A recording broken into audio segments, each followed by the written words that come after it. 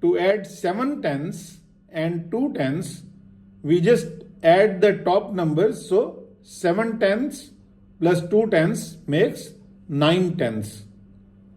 Now 7 tens plus 6 tens is equal to 13 tens. Here we find that we have 13 tens, and as we know that 10 tens make 1 whole, it means we have 1 whole and 3 tens.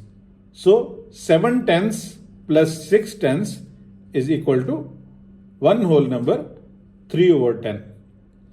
Now for 4 sevens plus 6 sevens plus 8 sevens, we get 18 sevens initially, but as every 7 sevens makes 1 whole and we have 18 sevens, there must be 2 whole ones, that is 14 sevens in 18 sevens and also 4 sevens.